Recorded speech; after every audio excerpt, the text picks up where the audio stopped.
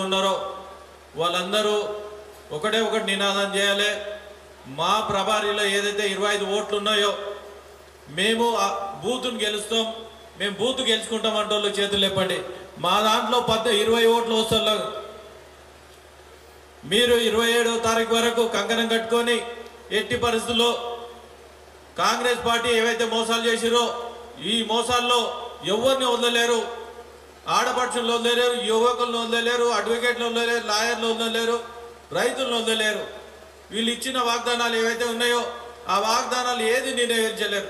కనీసం మండల్లో ఏవైతే ఎంబీఓ పోస్టులు ఉన్నాయో 11 పోస్టులు 606 గ్రామాల్లో మండలాల్లో కేవలం 11 ఎంబీఓలు రెగ్యులర్ పోస్టులు ఉన్నాయి.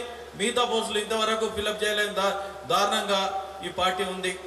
అదేవిధంగా యువకుల విషయంలో తీసుకుంటే వాళ్ళు ఇచ్చిన గ్యారంటీలు ఏవైతే ఉన్నాయో 4000 రాహుల్ గాంధీ గారితో చెప్పి యువకులకు మోసం చేసిన పార్టీ కాంగ్రెస్ పార్టీ.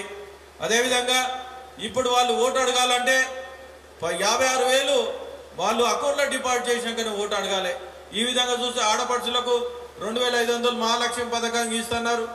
35,000 అమౌంట్ అకౌంట్లో వేసిన తర్వాత ఓటు అడగాలని డిమాండ్ చేస్తా ఉన్నాం. అదేవిధంగా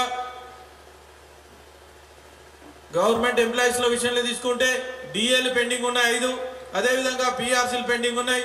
రిటైర్మెంట్ బెనిఫిట్ అమౌంట్ కూడా ఇస్తలేదు. మొన్న కోర్టుకు పోయి కూడా వాళ్ళు డబ్బులు తీసుకురావడం జరిగింది.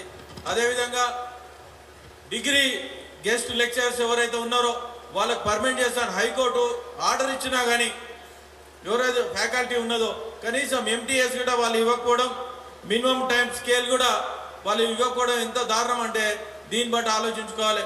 ప్రతి ఒక్కరిని భయభ్రాంతులు చేస్తూ ఉన్నారు వీళ్ళు. దాన్ని బట్టి ఏదైతే ఉన్నదో ఏది సక్రమంగా నిర్వహించకపోవడం, వాళ్లకు ఏదైతే మినిమం టైం స్కేల్ ఉందో దానికి టీఏ డిఏ హెచ్ఆర్ఏ ఏముండదు.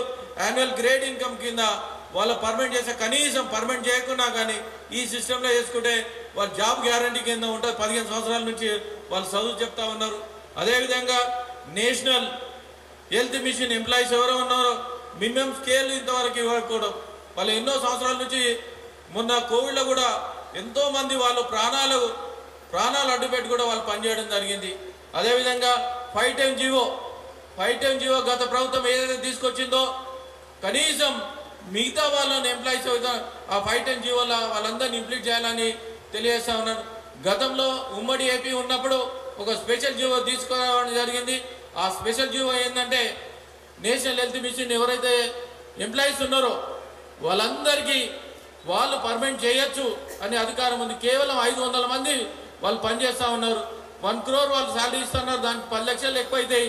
వాళ్ళందరినీ అలా పర్మనెంట్ చేస్తే, ఎందుకంటే ఇది బ్యాక్వర్డ్ ఏరియా కింద ఉన్నది, అందుకోసం దాన్ని చేయాలని డిమాండ్ చేస్తూ ఉన్నాం. అదేవిధంగా మేధావులందరూ కోరుకునేది ఏంటంటే భారతీయ జనతా పార్టీ.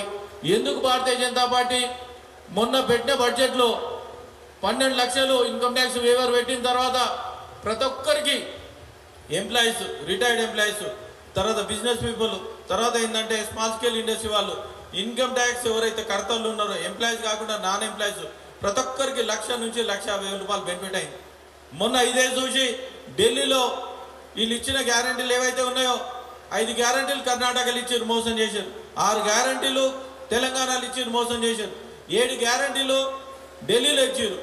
మనం అందరం పోయి చెప్పి వీళ్ళు మోసాలు చేస్తూ ఉన్నారు. అందుకోసానికి వీళ్ళు ఓటేందంటే ఖాతా జరగకుండా ఢిల్లీలో కైవసం చేసుకున్న ఓన్లీ భారతీయ జనతా పార్టీ. ఇదే నిదర్శనం. రాబోయే రోజుల్లో అవినీతి లేకుండా ఉండే పార్టీ ఏంటంటే భారతీయ జనతా పార్టీ. మోదీ గారిని చూసి అందరూ ప్రతి ఒక్కరు మేధావులు ఏదైతే ఉన్నదో కాంగ్రెస్ బుద్ధి చెప్పాలంటే భారతీయ జనతా పార్టీకి ఓటేసి బుద్ధి చెప్పాలని ప్రతి ఒక్కరు కంకణం కట్టుకున్నారు. ఇదే నిదర్శనం. రాబోయే రోజుల్లో ఎట్టి పరిస్థితుల్లో మనం ఇది గెలుచుకుంటే వాళ్ళకి ఏంటంటే 42 కాన్స్టిట్యున్సీలో మనం గెలుచుకున్నట్టు ఉంటుంది.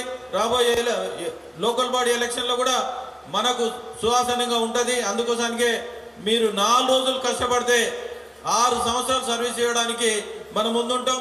ఇంకొకటి ఏంటంటే ఆయన మండల్కి ఒక ఇంటర్నేషనల్ స్కూల్ పెడతా అని చెప్పిండు. ఏదైనా మండల ఇంటర్నేషనల్ స్కూల్ పెట్టినా మాకు ఈయన గవర్నమెంట్ వచ్చినాక ఎక్కడ పెట్టలేడు కదా. దాని ధీటుగా నేను ఒకటే చెప్తా ఉన్నాను, మనం గెలిచిన తర్వాత నేను ఏదైతే శాలరీ వస్తుందో ఆ శాలరీ ఎక్కడ తీసుకోకుండా ప్రతి మండల్లో ప్రతి నెల ప్రతి మండలంలో వచ్చిన సాలితో నేను స్కూల్ డెవలప్ చేస్తాను గిట్ట నేను తెలియజేస్తా ఉన్నాను. వచ్చే 3 లక్షలు ఏదైతే ఉందో ప్రతి మండలంలో నేను పెట్టి తెలియజేస్తాను. 6 సంవత్సరాలు ఏ స్కూల్లో అయినా పర్వాలేదు, మీరు ఏం చెప్పినా పర్వాలేదు, ఎమ్మెల్యే గారు ఉన్నారు, అందరు ఉన్నారు, ఏం చెప్పినా పర్వాలేదు, ఆ స్కూల్ డెవలప్ చేసి వాళ్ళకు చూపిస్తామని ఇక్కడ తెలియజేస్తూ ఈ అవకాశం మీద పెద్దలందరికీ ధన్యవాదాలు తెలియజేస్తూ ముగించుకుంటాను. భారత్ మాతాకి జై శ్రీరామ్.